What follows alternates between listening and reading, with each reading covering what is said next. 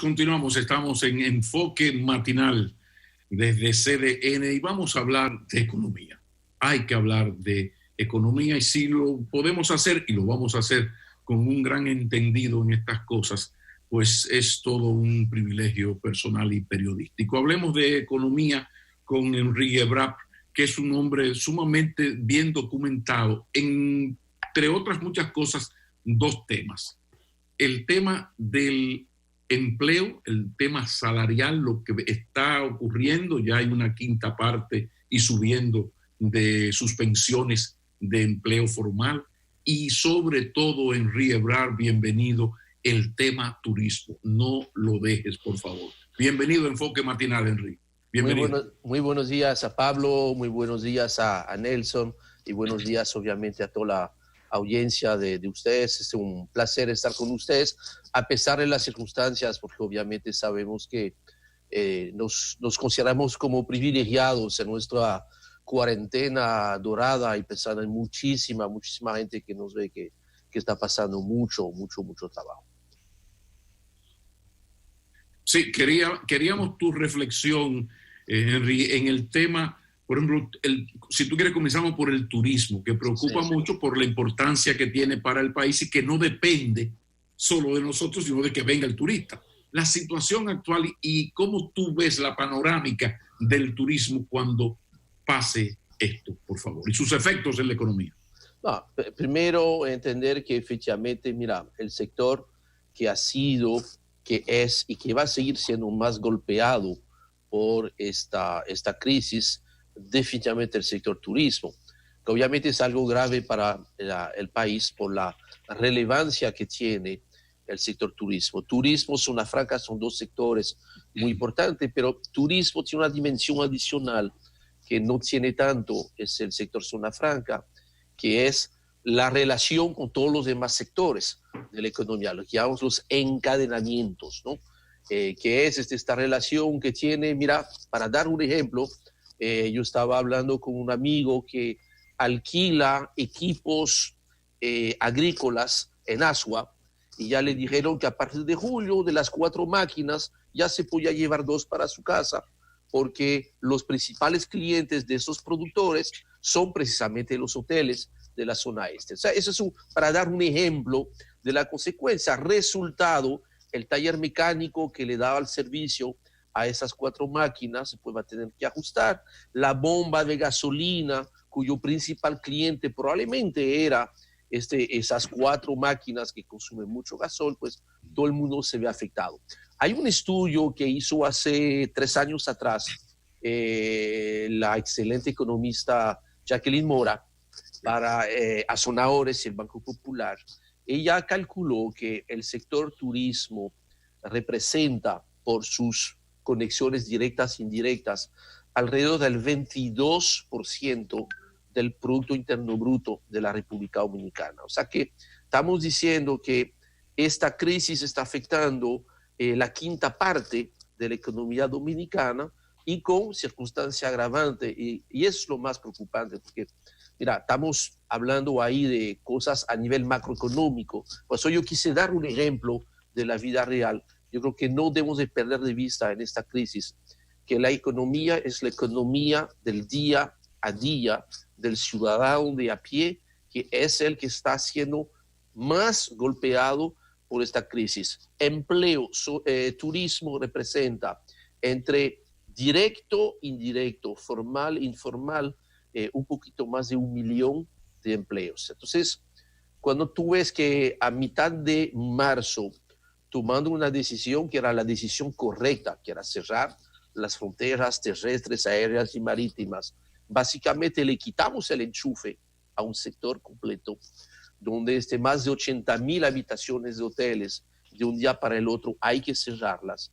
Esto es una crisis sin precedente en la historia de la humanidad y, por supuesto, en la historia económica. Eso va a tomar mucho tiempo. Es el sector que más rápidamente fue afectado y el sector que más tiempo le va a tomar regresar a esa situación, porque por más que imagina que ya en julio estamos poco a poco ya abriendo de nuevo los hoteles, no es verdad que hay turistas desde Europa, desde Rusia, Estados Unidos, Canadá, Colombia, Brasil, haciendo fila para entrar en esos hoteles. Esa es una situación que nos va a tomar mucho tiempo y yo no quisiera ser muy pesimista, pero yo entiendo que vamos a volver al nivel donde estábamos. De eso yo no tengo ninguna duda. La República Dominicana es el mercado más fuerte del Caribe. Tenemos ahí están funcionando mecanismos público-privados. Tenemos excelentes hoteleros, son cadenas internacionales, ya no solamente españolas, sino también americanas que están acá. Pero yo creo que habrá de esperar diciembre 22, escuché bien, diciembre 22, para volver al nivel de turismo que tuvimos antes de la crisis del coronavirus. ¿Por qué esa precisión, Henry? ¿Por qué esa precisión? Diciembre 22. Básicamente son cuestiones de temporada. Mira, ya el año 2020, la temporada de verano no va a existir. Esta se fue.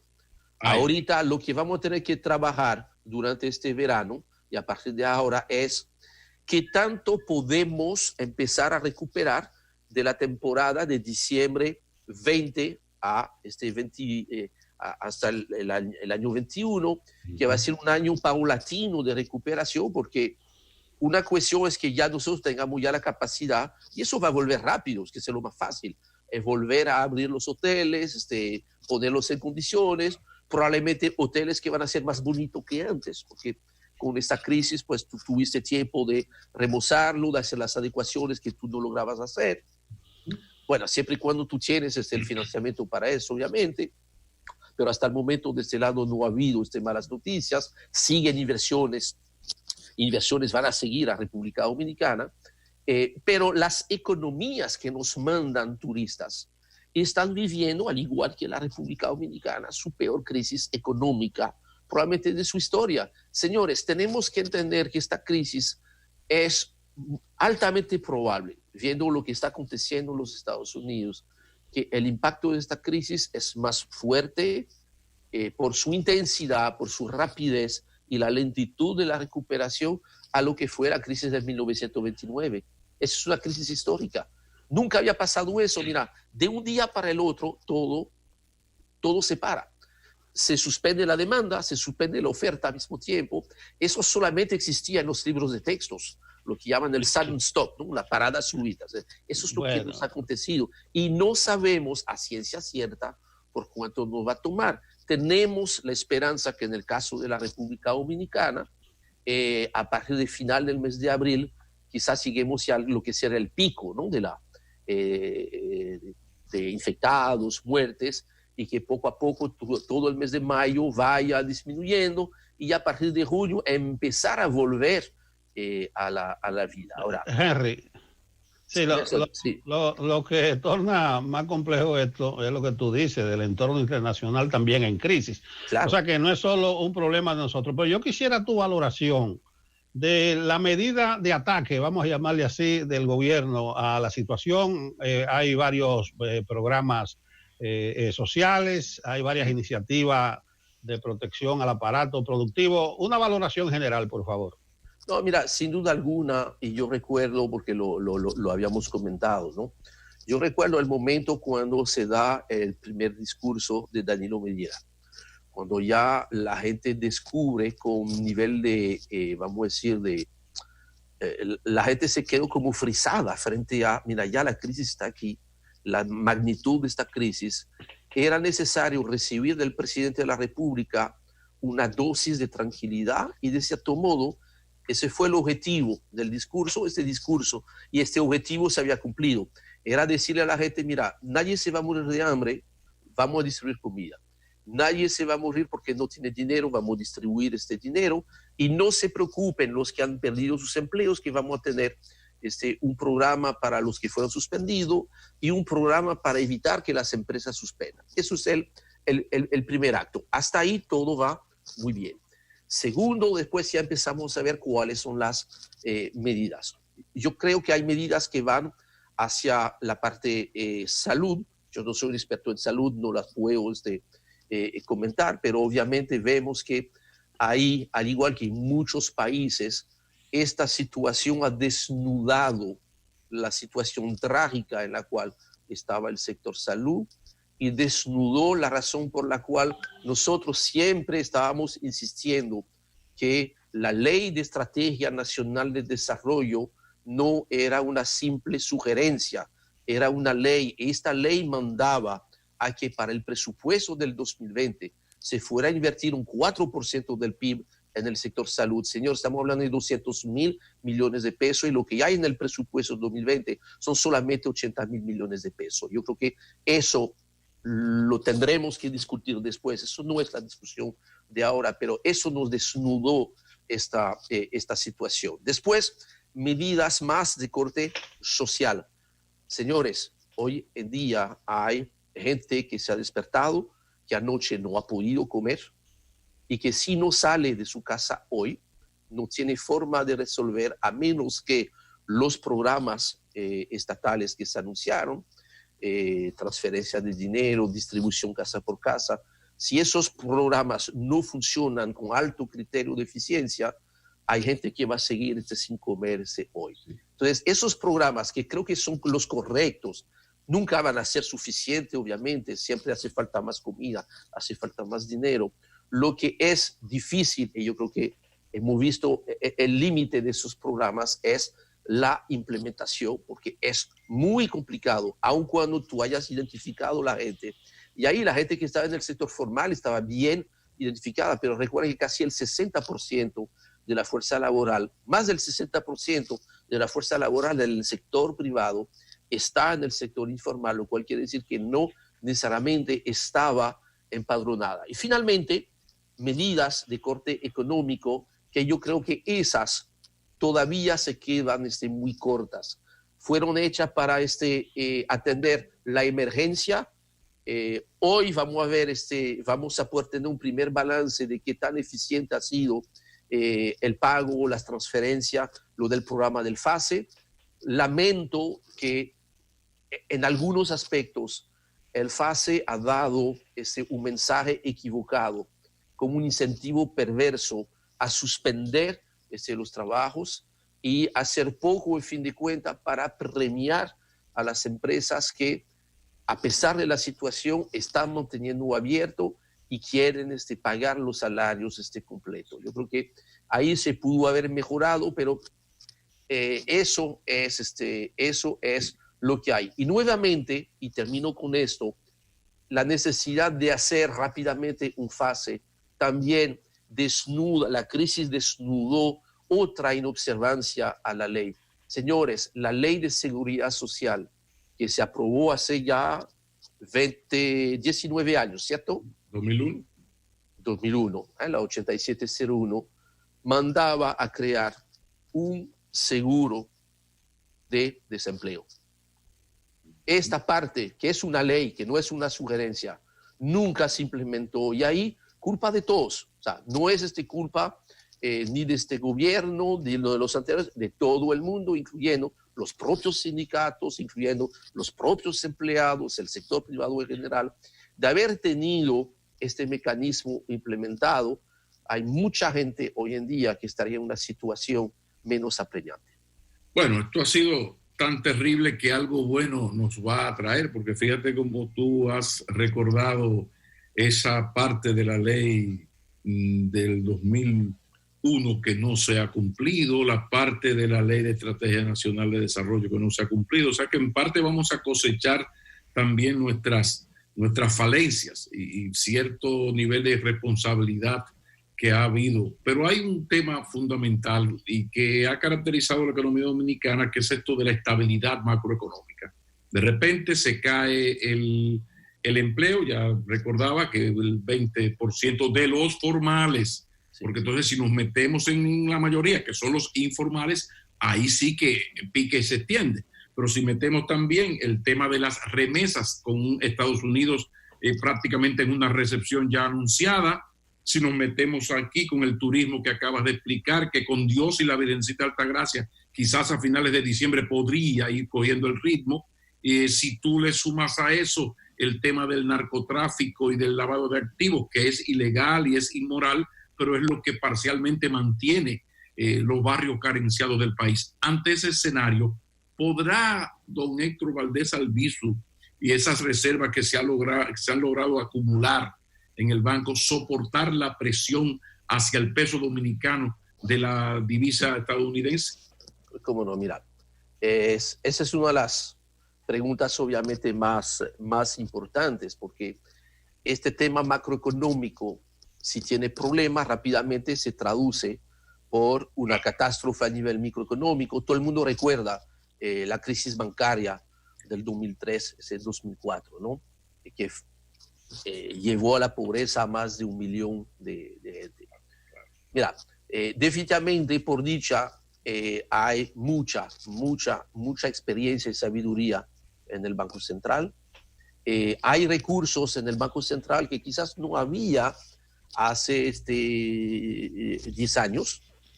Y entonces, claramente, las medidas que anunció el Banco Central, que fue el primero en anunciar medidas, que son medidas que funcionaron antes, pero ojo con eso, siempre funcionan muy bien antes, que eran crisis quizás un poquito diferentes. Yo creo que las medidas que muy correctamente anunció el Banco Central nos van a servir de mucho, no ahorita, eso no resuelve lo de ahorita mismo, sí ayuda obviamente ahora por el discurso positivo que siempre le corresponde a un gobernador del Banco Central, especialmente el que nos toca acá, que él maneja muy bien esta comunicación. Pero esas medidas que de cualquier modo no tienen un efecto inmediato, sino que un efecto difuso, son las medidas que van a empezar a acompañar la economía dominicana cuando empezamos a salir de la crisis sanitaria. Son las medidas que van a tener que acompañar a la economía cuando va a tener que empezar a rebotar, cuando ya vuelve un poquito de demanda, cuando la gente vuelve al trabajo, cuando habrá que financiar las empresas, cuando termine el periodo de 3 meses, de 2 meses o de 3 meses de suspensión, según sea el caso de las empresas. Entonces, yo creo que de este lado no hay problema. Del lado del tipo de cambio, eso está muy claro, que una característica exitosa que ha tenido el Banco Central desde que Héctor Valdés Albizu es el gobernador, ha sido la predecibilidad de la evolución del tipo de cambio. Ha habido momentos cuando el ritmo de devaluación subió del 5%. De hecho, hoy en día tenemos un ritmo de devaluación que es un 7%, que es el mayor desde 2013, pero está dentro de términos, vamos a decir, razonables. Además, señores, es cierto que todos los sectores generadores de divisas son portadores de malas noticias ahora. Como lo dijo Pablo, turismo, definitivamente, mira, turismo, tú puedes ver, si tú hablas de una reducción baja, optimista, de apenas un 20% o 20%, son 1.400 millones de dólares. Remesas, que no se ha hablado mucho, pero remesas, que va a ser una situación no de República Dominicana, sino de lo que pasa en España. Ojo, España representa el 20% de las remesas de la República Dominicana y Estados Unidos, por supuesto, que es 70% de las remesas. Estados Unidos está enfrentando no una recesión, sino lo que se llama una depresión económica. Explica la diferencia, Henry, por favor. Básicamente la profundidad, o sea, la economía de Estados Unidos va a caer en el segundo trimestre probablemente un 20%. Un 20%. Esto es algo tremendo. Hay economistas que describen las recesiones, las crisis económicas, con unas letras. La recesión que suele acontecer de manera cíclica tiene la forma de una letra V, de una V chiquita. Cae rápidamente y vuelve a subir rápidamente. Tenemos ahí una V, ¿verdad? En ese caso, entendemos que para la República Dominicana probablemente lo que vayamos a tener es una recesión en forma de una U. Hay una caída bastante abrupta, después hay un periodo más o menos O bien, mira, interesante tu gesto, aunque yo hacía algo mucho más plano, tú lo hiciste más curva. Eso es lo que puede determinar, mira, qué tan dura es la U. Probablemente va a ser menos curva de lo que queramos, va a ser un poquito más plano y después vuelve a subir. Ahora, Rubini habló que en los Estados Unidos hasta el momento no se vislumbra la U, sino una L. O sea, la L es que se cae, sigue flat, y todavía no vemos, claro, la L en algún momento se va a convertir en una U, pero no sabemos exactamente dónde. Entonces, por eso estamos hablando más bien de una... Eso significa, en el caso de las remesas, este fin de semana, un grupo de consultores de Miami que hace estudios sobre el tema de las remesas, el Havana Consulting Group de Miami, publicó un informe que advierte que Latinoamérica, que República Dominicana no escapa a esta realidad, va a estar perdiendo entre un 20 y un 25% de las remesas por el tema de Estados Unidos. Estamos hablando de ahí probablemente 1.400 millones de dólares. 1.400 más. Sí. Henry, sí, se nos acabó el tiempo, Henry. Sí. Pero Nelson, nada más para que no solamente tenga malas noticias. Por dicha, hasta el momento, donde la Virgen de la Altagracia sí ha trabajado para bien de la República Dominicana, es que ella ha hecho que se pelearan los árabes con los rusos y con los americanos y que hasta el momento no hubo acuerdo entre los países productores de petróleo para reducir la producción. Eso es lo que ha permitido que los precios del petróleo hayan caído tanto que esta caída hasta el momento compensa a nivel macroeconómico, solamente a nivel macroeconómico, esos dólares que nos ahorramos en petróleo son los dólares que están operando al otro lado. Pero ojo con eso, y ahí tiene que ser vigilante la Virgen de la Altagracia, ayudarse con la de las Mercedes probablemente, porque esta semana, el jueves, está previsto un acuerdo entre Estados Unidos, Rusia y Arabia Saudita. Si se logra este acuerdo, que va a reducir drásticamente la producción de petróleo, entonces pudiéramos volver a tener precios por encima de los $40, y ahí sí sería la pero muy mala noticia. Henry, ¿algo para terminar que tú veas que no se está haciendo? Bueno, mira, lo primero, dos cosas. Yo creo que sería bueno tratar de llamar a una especie de unidad nacional alrededor de todos esos temas, y especialmente para confeccionar algo que ya tuvimos que votar al zafacón, que es el presupuesto del año 2020. Señor, este presupuesto ya no sirve. Hay que volver a hacer este presupuesto, que estamos muy temprano en el año. Eso permitiría hacer que este periodo político electoral que complicó la economía antes del coronavirus no sea un factor adicional de complicación al coronavirus. Vamos a tener autoridades nuevas, gane quien gane, en agosto, si se logra hacer las elecciones en julio, como parece ser la nueva fecha. El paquete que va a recibir el nuevo gobierno, gane quien gane, no es fácil. Sería bueno que muchas cosas se vayan discutiendo ahora para hacer un nuevo presupuesto 2020. Eso ayudaría a la transición, y ahí es lo que todos ganamos, tanto el gobierno que sale como el gobierno que entra. Bueno, Henry, antes de despedirte, vamos a meter la cuña de enviar un saludo y un abrazo de recuperación, de pronta recuperación, precisamente al director de presupuesto, que ahora sí es verdad que necesitamos a Luis Reyes, así que sigue en casita recuperándose, porque tú sí que eres importante en esta coyuntura. Gracias, Henry. Un abrazo a ustedes, cuídense mucho, y mira, hay que rezarle a la Virgen de la Altagracia y también a la de las Mercedes, que a veces la dejamos de segundo, la necesitamos también a bordo. Desde París a Santo Domingo, Henry Ebrard nos ha acompañado. Continúa Enfoque Matinal. Muchísimas gracias, Henry. A ustedes.